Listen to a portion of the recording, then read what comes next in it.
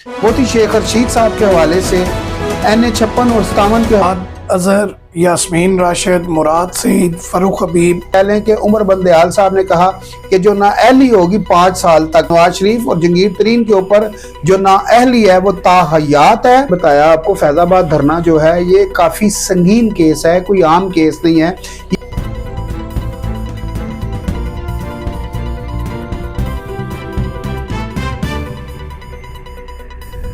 जी तो अस्सलाम वालेकुम नाज़रीन, JJTV के प्लेटफॉर्म से मैं हूं सुल्तान और मेरे साथ स्टूडियो में मौजूद हैं शहजाद सत्ती साहब। नाज़रीन, जैसा कि आपको मालूम है आज नया साल है और नए साल का पहला दिन है और हमारी ये पहली वीडियो है नए साल की। नए साल की आपको ढेरों मुबारक हो और आने वाले जो दिन हैं अल्लाह पाक इसमें आपको ढेरों बरकतें दे और अल्लाह पाक इस मुल्क पाकिस्तान के लिए आसानियां पैदा करे।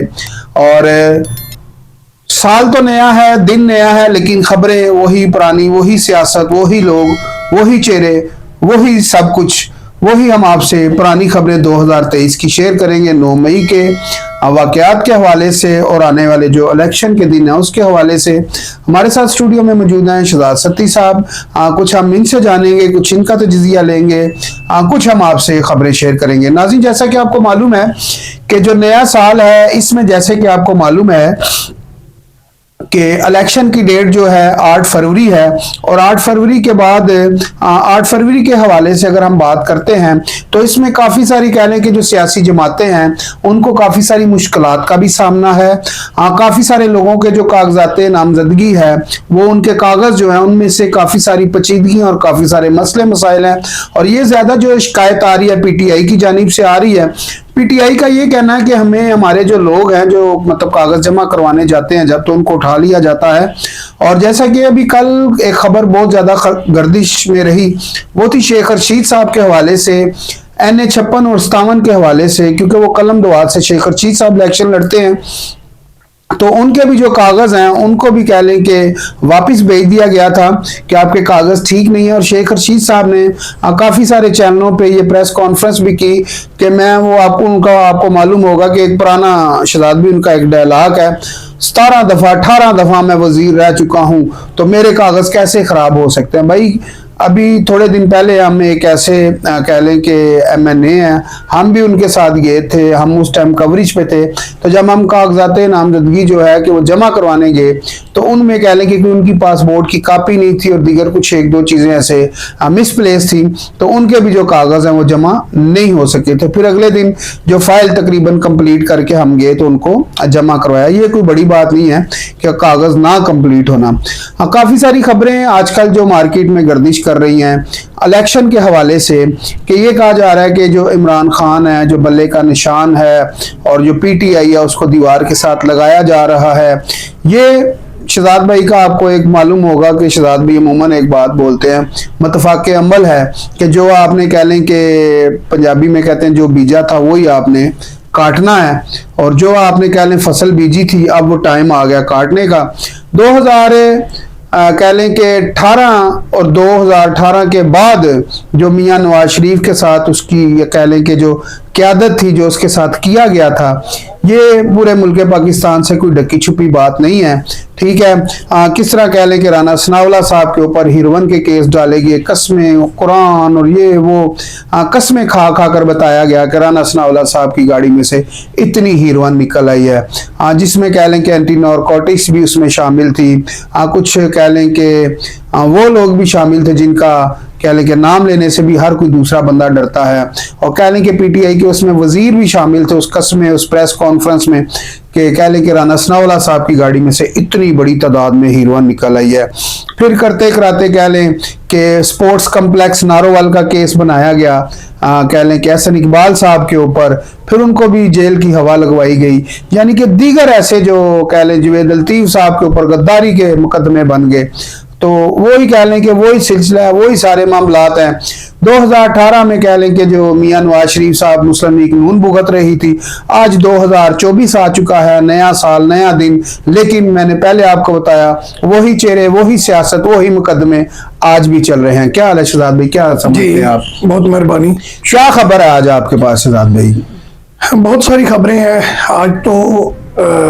कागजात नामजदगी में से जो है रिजेक्ट हुए जिनमें हमाद अजहर, यास्मीन राशिद, मुराद सईद, फरूख हबीब और 51 ऐसे लोग हैं जिनके पीटीआई के जो गुजरांवाला कैंट पे हमला केस में वो उनके वारंट गिरफ्तारी 9 मई के हवाले से वारंट गिरफ्तारी और जायदाद जब्तगी के नोटिस जारी किए गए हैं और कहा गया है कि ये इनके मतलब नोटिस आवेजा किए जाए इनकी प्रॉपर्टीज पे, तो पूरे शहर में जहाँ जहाँ इनकी प्रॉपर्टीज है वो उसमें एक तो ये आज पेशरफ्त हुई है जी। अच्छा, ये कह लें कि आज जो खबर आई है जी हमाद अजहर और तकरीबन नाज़रीन ये कहा जा रहा है कि तकरीबन जो कह लें कि 51 के करीब जो लोग थे गुजरांवाला कैंट एरिया में, जिन लोगों ने 9 मई को हमला किया था, एक तो उनके ऊपर दहशतगर्दी की दफात लगा दी गई है। अच्छा, उसमें एक शज़ाद भी और दफात लगाई गई है, वो है जो कह लें कि कत्ल की दफात भी लगा दी गई है, जिसको हम 302 कहते हैं, सीधा सीधा सजाए मौत, 24 साल उम्र कैद, ये वो सारे मामला, ये एक और मजीद उसमें दफात लगा दी गई है। और इनको जो है कि जो जिस तरह के अभी शहजाद भाई ने नाम बताए आपको, हमाद अजहर और दीगर रहनुमा जो हैं, इनके ऊपर कह लें कि नाकाबिले वारंट गिरफ्तारी, नाकाबिले जमानत वारंट गिरफ्तारी भी इनके जो वारंट हैं वो जारी हो चुके हैं और इनको अगर गिरफ्तारी नहीं देते तो इनको इश्तिहारी करार दे दिया जाएगा। और इनको ये है कि फिर कहीं से भी जब गिरफ्तार होंगे तो ये फिर जमानत नहीं करवा सकेंगे। अभी इनके पास मेरा ख्याल है कोई ऑप्शन है जमानत के लिए, क्यों शहजाद भाई? ऐसे ही। दूसरी क्या खबर है आपके पास? दूसरी खबर, आज जो मियां नवाज शरीफ साहब के कागज थे उन पे एक एतराजात लगाया गया है, हल्का 130 जी ठीक है। वो अवामी उसके सरबराह हैं जनाब एडवोकेट इश्तियाक चौधरी साहब, उन्होंने एतराज लगाया है कि सुप्रीम कोर्ट ने इन्हें नाअहल करार दिया है, ताहयात नाअहल करार दिया है। तो वो उनकी वो दरख्वास्त जो है वो एक्सेप्ट कर ली गई है। लेकिन मेरे ज़राए के मुताबिक जो एक खबर और भी है कि कल सुप्रीम कोर्ट में भी बेंच बैठेगा और उसमें ये नाअहली जो आपको पता है पार्लियामेंट ने 5 साल कर दी थी, वो उसके लिए भी कल बेंच बैठेगा। 7 रुकनी मेरे ख्याल से बेंच है। और अगर देखें उसका वो फैसला इलेक्शन कमीशन के उसके मुताबिक आता है तो फिर वो मियां नवाज शरीफ साहब और जहांगीर तरीन साहब इलेक्शन लड़ने के अहल होंगे। तो ये भी एक आज की पेशरफ्त है जो मैंने कहा नाजरीन के साथ शेयर की जाए। इसमें शहजाद भाई ये है ना कि जब जनाब नवाज शरीफ साहब को नाअहल किया गया था तो उस वक्त ये था कि कोई ऐसा कानून नहीं था कि जिसमें कह लें कि 5 साल तक के लिए नाअहली है, 6 साल के लिए नाअहली है, 7 साल के नाअहली की मुद्दत नहीं थी, उस टाइम पर मुद्दत नहीं थी जी। तो वो यही तस्वर किया जाता था कि ये जो नाअहली है ये पक्की ताहयात है, जिसके ऊपर नाअहली लग गई है ये अब इलेक्शन नहीं लड़ सकता। लेकिन जब पीडीएम की हुकूमत आई 16 महीने में इनने काफी सारी कानून साजियां भी की और जो कह लें कि काफी सारे इनके कानून साजियां थी वो पास भी हुई और काफी सारी ऐसे कानून थे। उस वक्त जो उमर बंदयाल साहब थे, चीफ जस्टिस साहब थे, उनने काफी सारे इनके जो कह लें कि कानून साजियां थी उनको पास नहीं किया। और जब ये इमरान खान साहब को ये पढ़ाया गया कि ये कानून है और ये हम पास कर रहे हैं तो खान साहब ने कहा जी मुझे कोई इतराज नहीं है। लेकिन उस टाइम पर कह लें कि उमर बंदयाल साहब ने कहा कि जो नाअहली होगी 5 साल तक की, ठीक है, 5 साल के बाद जिसको नाअहल किया जाएगा 5 साल तक वो नाअहली होगी और 5 साल के बाद वो बंदा फिर इलेक्शन लड़ सकता है। लेकिन अब ये मसला यहां पर ये आ रहा है कि नवाज शरीफ और जहांगीर तरीन साहब की जो नाअहली है वो 5 साल से जायद हो चुकी है।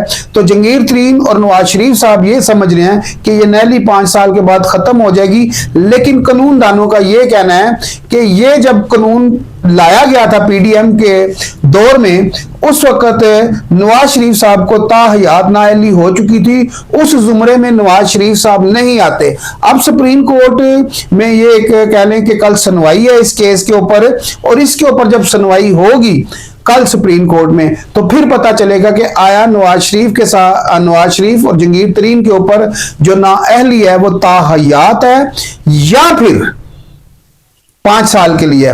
उसमें इमरान खान साहब काफी खुश थे क्योंकि उन दिनों में एक और भी शहजाद भाई कानून में तरमीम हुई थी नैब के हवाले से कि जब नैब किसी को उठाकर लेके जाता था तो 3 माह तक यानी कि 90 दिन तक वो हिरासत में रख सकता था।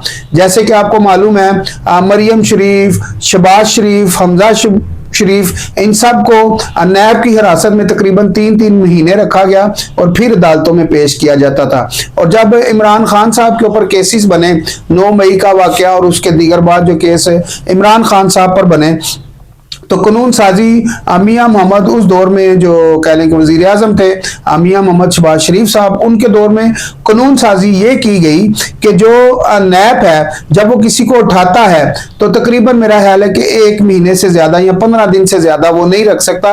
अगर नैब उठा भी लेता है 15 दिन के अंदर अंदर तो जो कह लें कि उस वक्त मुल्जम होता है, मुजरम नहीं कहा जाएगा उसको, मुल्जम इसलिए कहा जाएगा क्योंकि उसका केस चल रहा है। जब किसी को सजा हो जाती है फिर वो मुजरम बन जाता है, उससे पहले वो मुल्जम होता है। तो उनने ये कहा कि अगर कोई मुल्जम है तो वो कह ले कि नैब की हिरासत में रिमांड के दौरान जमानत ले सकता है। तो इमरान खान साहब ने इस कानून को भी बड़ा खुश आइन करार दिया क्योंकि ये कानून भी इमरान खान साहब की हमायत में जाता था। जी शहजाद भाई।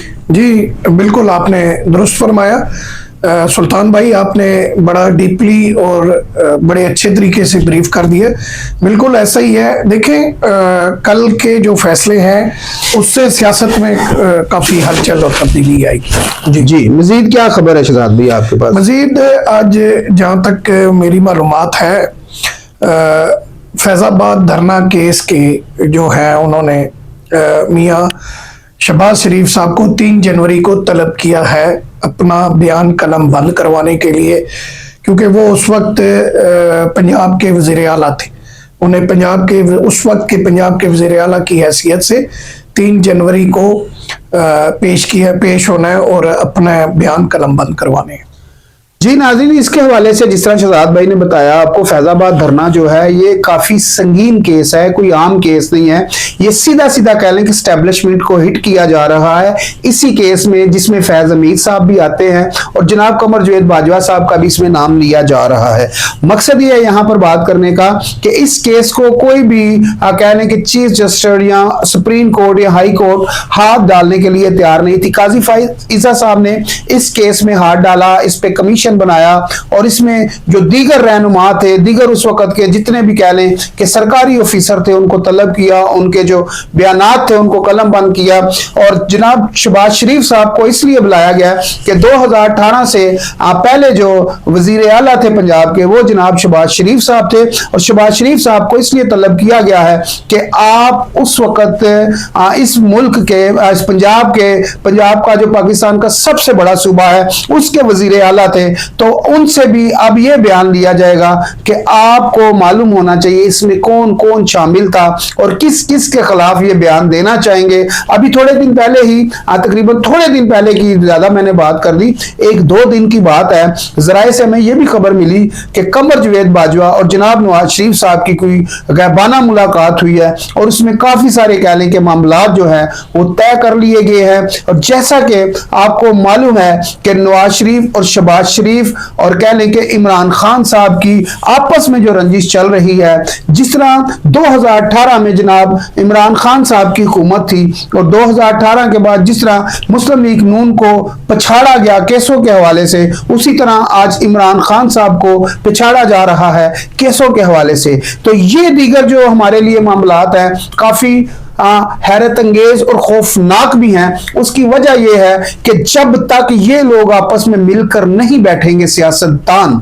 मुल्क में खुशहाली नहीं आ सकती, मुल्क जो है बेहतरी की तरफ नहीं जा सकता। उसकी वजह यह है कि अगर नवाज शरीफ, स्टैब्लिशमेंट, इमरान खान, ये लोग आपस में लड़ते रहेंगे तो हमें फिर चीनी 200 रुपए किलो लेनी पड़ेगी, हमें आलू 100 रुपए किलो लेने पड़ेंगे, हमें प्याज 250 रुपए किलो खरीदना पड़ेगा, हमें टमाटर 250 रुपए किलो लेने पड़ेंगे। जब ये लोग ठीक होंगे तो ये चीजें ठीक होंगी, मुल्क की कहने के जो मैशत है वो दुरुस्त सिमत में उसी सूरत में आ सकती है जब मुल्क के हालात बेहतर होंगे। जब आपके मुल्क के हालात ठीक नहीं होंगे तो डॉलर 335 पे जाएगा, ठीक है जनाब, और जो आपकी मईशत है, आपका रुपया गिर जाएगा। आपके लिए, मेरे लिए, इस मुल्क के लिए, हम सब के लिए यही बेहतर है कि ये सब लोग एक पेज पे आए, एक टेबल पे बैठे, चाहे वो स्टैब्लिशमेंट हो, चाहे वो नून लीग हो, चाहे वो पीटीआई हो, चाहे पीपल्स पार्टी हो। अभी कुछ ही दिन की बात है, कुछ ही महीनों की बात है कि जब एक हुकूमत थी, 16 महीने की हुकूमत थी, पीडीएम की हुकूमत थी, उसमें 16 जमातों ने मिलके तकरीबन हुकूमत की, 16-17 जमातों ने जो पीडीएम बनाई गई, पीडीएम में 16 से 17 जमातों ने कहने के बैठ के एक हुकूमत चलाई। कल वो 16 महीने तक एक साथ थे। आज जब हम बिलावल भुट्टो साहब का बयान सुनते हैं, उनकी तकारीर सुनते हैं, तो ऐसे लगता है कि इनसे बढ़कर एक दूसरे के मुखालिफ है ही नहीं। ये वही शहबाज शरीफ साहब है जिनको आज बिलावल भुट्टो साहब वोट हासिल करने के लिए, कह लें कि मुस्लिम लीग नून के वोट तोड़ने के लिए, पीटीआई के वोट तोड़ने के लिए, आज कह लें कि बिलावल भुट्टो साहब कहते हैं कि ये करप्ट हैं, गलत हैं, जबकि ये वही शहबाज शरीफ साहब है जो बिलावल भुट्टो साहब को कहते थे कि ये मेरे हमजा की तरह मेरे बच्चों की जगह पे है, मेरे बेटों की जगह पे है। तो आज ये वही सियासतदान है, वोट लेने के लिए एक दूसरे को पिछाड़ रहे हैं। इसमें नुकसान किसका है? मुल्क पाकिस्तान का है। अगर ये लोग एक पेज पे बैठ जाए, एक पेज पे बैठ के काम करें तो मुल्क सही सिमत में जा सकता है। क्यों शहजाद भाई, क्या कहते हैं? जी बिल्कुल बिल्कुल दुरुस्त फरमाया आपने। मैं समझता हूँ कि हमें इस नए साल के आगाज़ पे हमारे सियासतदानों को जो आपने बातें कही हैं और मिल बैठ के सब ताकतों को इस मुल्क को तरक्की की राह पे गामजन करना चाहिए और इस मुल्क को खुशहाली और तरक्की पे लाना चाहिए। जी, अभी मैं आपको बता दूं शहजाद भाई, जो आपकी पिंडी के हवाले से काफ़ी सारे मामला चल रहे हैं। रावलपिंडी नाज़रीन आपको बता दूं कि एक यहाँ पर रावलपिंडी के आपको मालूम है साथ ही कैपिटल है, और रावलपिंडी के दूसरी साइड पे अगर देखा जाए तो GHQ है, रावलपिंडी दरमियान में है। इन दोनों अदारों के बीच में रावलपिंडी है, और रावलपिंडी के दरमियान में 2 सीटों का बड़ा मसला चल रहा है।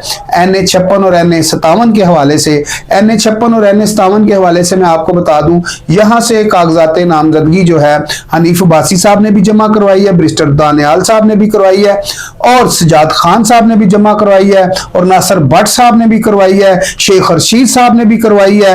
और अभी तक कह लें कि जो PTI के कोई कैंडिडेट अभी तक सामने नहीं आए, और पीपल्स पार्टी के भी कोई सही मजबूत कैंडिडेट सामने नहीं आए।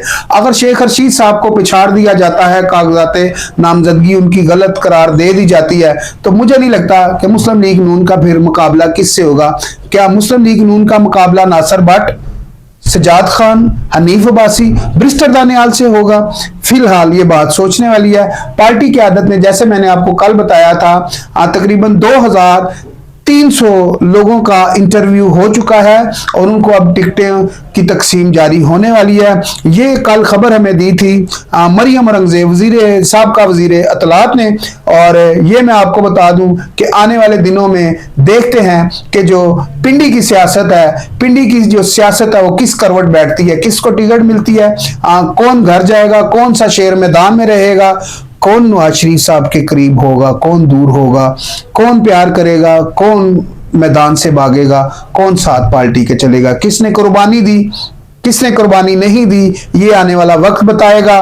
किसने पार्टी के लिए काम किया? ये कहा जा रहा है कि जिसने पार्टी के लिए काम किया, जिसने कुर्बानी दी, टिकट उसी को मिलेगा। ये कहना था मरियम नवाज शरीफ साहबा का। और आने वाले दिनों में हम कोशिश करेंगे कि मजीद मैं और शहजाद भाई हलकों में जाएंगे, और जो हलकों की सूरत हाल होगी वो हम आपसे लाइव शेयर करेंगे। कुछ कहना चाहते हैं शहजाद भाई? जी शुक्रिया, बहुत मेहरबानी। शुक्रिया जनाब। अल्लाह हाफिज। हमारे चैनल को लाइक करें, शेयर करें, सब्सक्राइब करें, देखते रहिए JJ TV न्यूज नेटवर्क। अल्लाह हाफिज।